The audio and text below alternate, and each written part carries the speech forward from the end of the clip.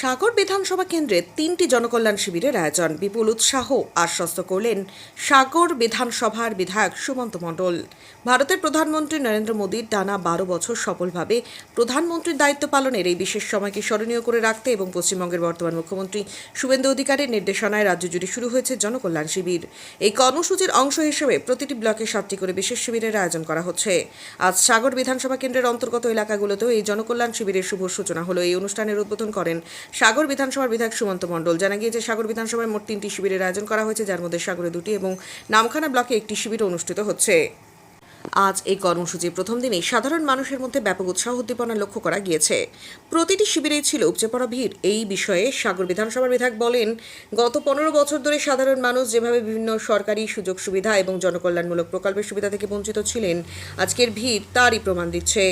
মানুষের দীর্ঘদিনের আশা আকাঙ্ক্ষা পূরণে এই জনকল্যাণ শিবির আগামী দিনে অত্যন্ত গুরুত্বপূর্ণ ভূমিকা পালন করবে। ভিড়ের কারণে প্রথম দিনেই অনেকেই ফর্ম ফিল আপ করতে পারেননি, তবে তাদের উদ্দেশ্যে আশ্বস্ত করে বিধায়ক আরও বলেন, আজ প্রথম দিন শুরু হয়েছে, আরও 2 দিন এই শিবির চলবে। তাই কেউ ভাববেন না যে আজ ফর্ম ফিল আপ করতে পারলেন না মানেই বঞ্চিত হলেন। আপনারা আসুন, দেখুন ও বুঝুন। আগামী দিনে প্রত্যেকটি দপ্তর এবং ডিপার্টমেন্ট অনুযায়ী আপনারা আলাদাভাবে ফর্ম ফিল আপও জমা করতে পারবেন এবং সমস্ত সুযোগ সুবিধাও পাবেন। তাই আশাহত হওয়ার কোনো কারণ নেই। 3 দিন ব্যাপী শিবিরের মাধ্যমে এলাকার সাধারণ মানুষের দীর্ঘদিনের সমস্যা ও বঞ্চনার অবসান ঘটবে বলে আশা করছেন স্থানীয় বাসিন্দারা।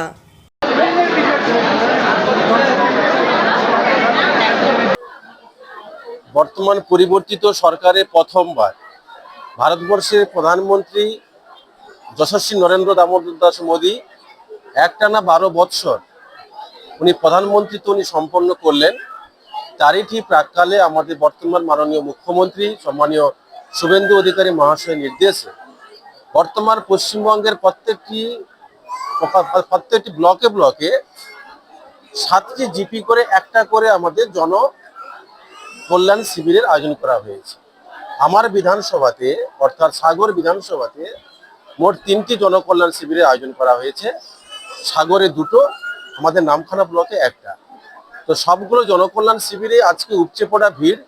মানুষের দীর্ঘদিনের আশা আকাঙ্ক্ষা, বিভিন্ন চা পাওয়ার ক্ষেত্রে বা বেনিফিশিয়ারি প্রবলেমের ক্ষেত্রে আজকের দিনে বোঝা গেছে যে দীর্ঘ 15 বছরে মানুষের কোনো কিছু সহায় হয়নি, বরং অসহায় অবস্থায় আজকে উপচে পড়া ভিড় প্রমাণ করে দিয়েছে। আগামী দিনে জনকল্যাণ শিবির মানুষের কাছে কল্যাণমূলক কাজে অগ্রণী ভূমিকা গ্রহণ করবে। আজকে প্রথম দিন শুরু হয়েছে, আরো 2 দিন চলবে। কেউ ভাববেন না যে জনকল্যাণ শিবিরে ফর্মটা ফিল আপ করলাম না মানে আমি সেখান থেকে বঞ্চিত হলাম, তার কোনো মানে নেই।